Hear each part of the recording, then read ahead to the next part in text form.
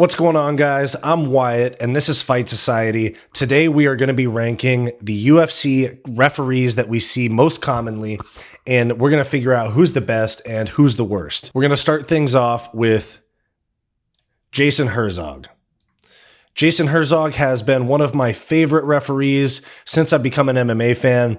I believe that he's one of the best, if not the best in the game, but given his refereeing in the Weili Zhang versus Yan Xiaonan co-main event at UFC 300, he dropped the ball like crazy. Yan Xiaonan got put to sleep at the end of the first. He allowed her to be saved by the bell, and then she should have been TKO'd in the second round when she was flattened out by Weili, and he let the fight continue. I would have had him as an S-tier referee, but he dropped the ball so badly in that one fight on the biggest event in UFC history that I actually have bumped him down from what I would have had him at S tier. I have Jason Herzog as an A tier referee solely based on dropping the ball so badly at UFC 300 with Weili Zhang versus Yan Xiaonan. Now, I'm not going to hate on him too much because I think that more times than not, he is the best referee in MMA. Very fair, gives fighters enough time to recover, or enough of a chance to recover when they get rocked. He doesn't let people take unnecessary damage, except for the UFC 300 co-main event. And then next up, we have, he doesn't ref anymore, but probably the most legendary referee in UFC history, Big John McCarthy. Started refereeing at UFC 2, was his first event with the UFC. Doesn't referee anymore. He does commentary for PFL and Bellator, and he just straight up S-tier referee, given the times that he saw like the Andrei Arlovski KO that didn't look like a KO when Andrei Arlovski had that heavyweight title defense back in the day. Did not look like a KO. He saw a right hand land on the opponent's chin, and he got booed by the entire crowd. He was justified when the replay ran, showing that Arlovski's opponent went unconscious. Things like that. The ways that he's taken control of fights. He has officiated some of the best fights in UFC history and made sure that he gave fighters enough of a chance when they were hurt without allowing them to take too much damage. Robbie Lawler and Rory McDonald is an example. And then you also have the fact that he quite literally helped form the MMA rules. When the UFC was trying to get sanctioned in the state of Nevada, Big John McCarthy was the one in those meetings with the Athletic Commission in Nevada, explaining the rules, working out the rules with the other people involved. And Big John McCarthy doesn't get the credit that he's deserved. He's kind of been outcasted by the UFC since he decided to take a commentary role with Bellator several years ago. But Big John McCarthy is no doubt one of the best, if not the best referee in history, especially given that our modern MMA rule set is largely in thanks to Big John McCarthy. Next up, we have no nonsense Keith Peterson. Smells like cigarettes and beer Keith Peterson. Now, as much hate as he got from Dominic Cruz for the stoppage against Henry Cejudo, where Dom Cruz said that he smelled like cigarettes and beer, Keith Peterson is no doubt one of the best referees in the sport. He allows fighters, this is where it comes down to, is that do you allow fighters enough time, enough of a chance when they're hurt to continue the fight without taking enough damage or without taking too much damage? And do you take control of a fight when fouls are committed? Big John McCarthy checks those boxes. Keith Peterson also checks those boxes. He has had a few times where he has allowed fighters to take too much damage, and that's why I have him as A tier, not S tier. But Keith Peterson is one of the better referees in MMA today. No nonsense, Keith Peterson. Gary Copeland is next up. Mini Brock Lesnar. He was on the UFC Atlantic City card recently. He is not a bad referee, but he is way too quick with his stoppages. I think it was Bill Algeo that he stopped the fight while Bill Algeo was still on the feet, had not been wobbled. He had chicken danced a little bit for about 2 steps, but he had just eaten several big shots, but not shown any sign of being out of there. He hadn't fallen to the ground yet. And Gary Copeland stopped the fight without giving a fighter a chance to fight through adversity. He took the fight out of the fighter's hands and decided he involved himself unnecessarily in that fight at UFC Atlantic City. He did that twice on that card, I believe, and he has a very, very quick trigger when it comes to stopping fights. I have him as a C tier referee. It is fun to see him. He is a funny looking guy, but he does make some funny mistakes as well. He does make some funny decisions as a ref. After that, I have very common UFC referee, Chris Tognoni. Not a bad referee, just unprofessional at times. When Matt Schnell was KO'd at the Apex by Steve Herzog several weeks ago, he went up to Matt Schnell and his coach after their fighter and him just got KO'd, and he said, "You got to watch the tape of that. I can't tell what was worse, the hook that knocked you out or your head hitting the ground." It's not your job to say something like that there. You're supposed to ensure the fighter's safety until the doctors get there and then hold somebody's hand up for the decision. I don't know why you were trying to bro out with a guy that just got brutally KO'd by telling him how badly he got KO'd. Aside from that, he's not a bad referee from a decision-making standpoint. I have him as a B-tier referee. He's not the worst.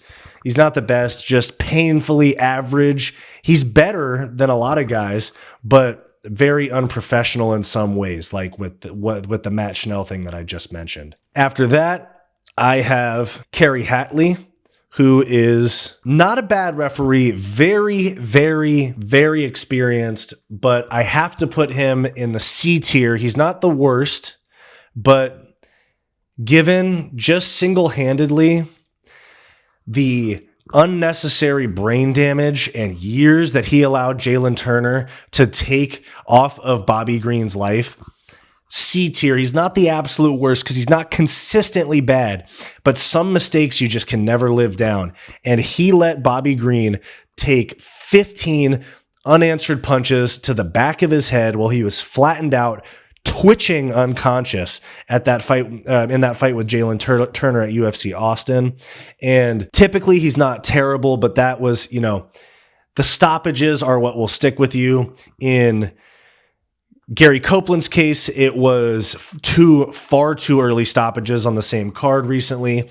And then with Kerry Hatley, it was letting a fight go on for about 30 seconds too long while Jalen Turner put a life-altering beating on Bobby Green while he was unconscious. After that, I have Mike Beltran. In my opinion, Mike Beltran is consistently a very good referee.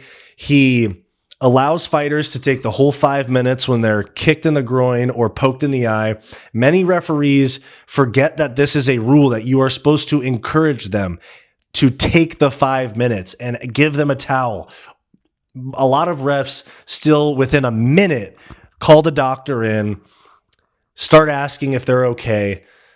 The rule these days is that you are supposed to encourage them to take as long as they can. And Mike Beltran does that on a very consistent basis. I think he's a very good referee, not quite S tier, but very consistent, takes control of a fight when a foul is committed, allows fighters a chance to recover without allowing them to take too much damage. He is an A tier referee, no doubt about it. After him, I have a lesser known referee. Not many of you guys know him, Jacob Montalvo. Does some referee events, but he is a jiu-jitsu black belt, very experienced, and he does not allow the crowd to affect his decision-making. Some refs will hear a boo and they'll break a clinch, or they'll stand fighters up.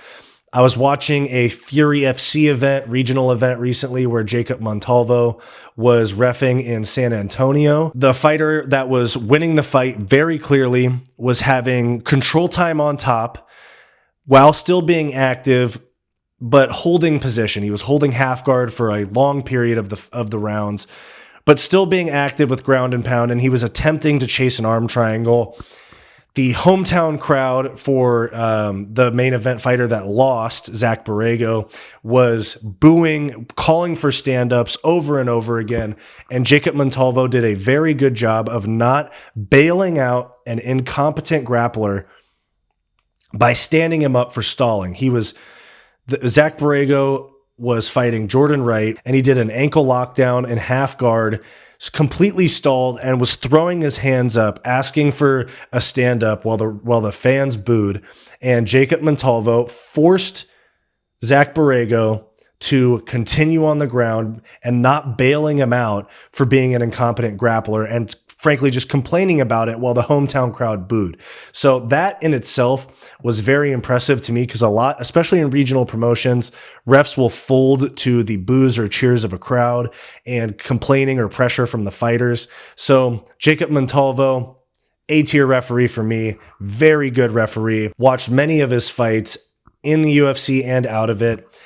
And he is very, very good, similar to Mike Beltran, where he doesn't allow the crowd or a fighter to get in the way of how they're refereeing. He refs the same. He's an even keel referee, and he doesn't involve himself too much in the fights, which brings me to, in my opinion, the worst referee, who involves himself too much in fights sometimes and then under-involves himself in fights other times, and that's Dan Miragliotta. He has had fights where he has stepped in way too fast when a fighter is not hurt yet. He has allowed fouls to be committed. You also see when he loses or when he calls off a fight, you can almost see who he wanted to win in his demeanor once he calls a stoppage to a fight. He's too emotional of a referee. He seems like he's there for himself a lot of the time, and I played baseball growing up, and there's a lot of the times where umpires were acting as if we were there to watch them by calling bad calls and then arguing with players that were upset with their calls. Dan Miragliotta is one of the worst referees, in my opinion, if not the worst. D-tier referee, in my opinion. And Dan Miragliotta, for example, in my opinion, he stopped Derek Lewis one time prematurely. He is very emotional, and he allows fights to go on too long sometimes, while also stopping fights too early other times. And then Marc Goddard is a weird one, because Marc Goddard has had some very good reffing calls where he stopped fights and prevented someone from being hurt, but he also does get overly emotional. He gets in fighters' faces and yells at them at times unnecessarily. And he did allow Kamaru Usman to poke Colby Covington in the eye and fake a low blow. And then later in the same fight, stopping Colby Covington while he was still fighting. You also had him stopping Israel Adesanya in the first Pereira fight, which was arguably controversial. And you also had the controversial Cedric Doumbé stoppage at PFL Paris recently. He is one of the more consistent referees, but he's not consistently good. He's not like Dan Miragliotta, where he's sometimes very good, sometimes very bad, sometimes late stoppage, sometimes early stoppages. Goddard is very typically early controversial stoppages, early when they're controversial, and he does ref the same way all the time, which it means that it's predictable, which is good, but he is also at times quick with the trigger on the stoppages and very combative with the fighters. Props for taking control of fights at times when fouls are called, but he doesn't always call fouls. Sometimes he just lets them go. So B tier from Marc Goddard. Here I have one of the better referees, actually probably the most well-known referee, right next to Big John McCarthy, is Herb Dean. Has reffed plenty of main events, huge fights, tons of huge fights. Very, very solid referee. He does let fights go on a little long sometimes, when sometimes people are getting the absolute piss beaten out of them. But overall, Herb Dean, very consistent. Most of the time, takes very quick control of a fight when there are fouls being committed, eye pokes, fingers in the fence, or fence grabs, feet in the fence, low blows. He allows fighters their full time. He doesn't involve the doctor too quickly.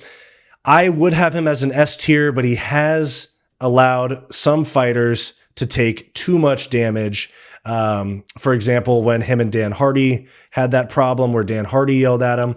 And I do think that Dan Hardy was super out of line for leaving the broadcast booth to yell at a referee. But Herb Dean did allow that fighter to take too much damage. So he would be an S tier, but he does allow fights to go on a little bit long sometimes. So I have him as an A tier. The final referee that I am mentioning today is a very consistent face in UFC fights, and that is Mark Smith. Mark Smith is, I think, the best active referee.